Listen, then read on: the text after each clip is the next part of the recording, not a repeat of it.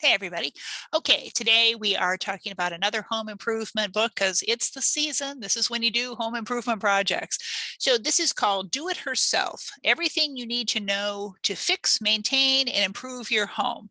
So, in kind of their little tagline inside, they describe this as a book by women for women. But I mean, sure, also, but I think like every book, it could be for everybody. So, don't let the fact that there are women on it, I guess, over influence you or under influence you. So this has just all the basic things that you're going to need. So it starts off talking about some very clear uh, table of contents there. So the first section is just the basics, the anatomy of your house. And so, you get to know a little bit about what's there, what's behind those walls. Home safety, always good. Finding help and picking tools. Now, this is really important because when you're doing DIY work, there probably is going to come a time where you should stop and hire a professional.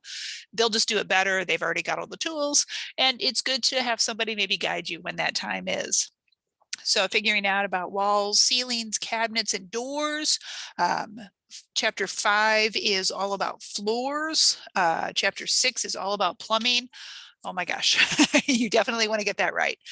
Chapter 7, electrical. And then chapter 8 is looking at exterior maintenance because now you've done all this nice work inside. How do you keep the outside looking good? Chapter 9, very important, pets, critters, and nuisances. And yeah, you don't want uninvited guests living in your house.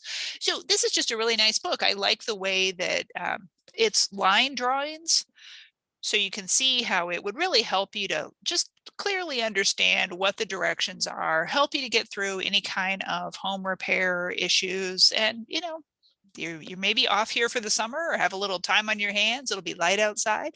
So come by, check this out. If you like this, or if you want more books, please come check those out as well. We have so many good things for you. All right.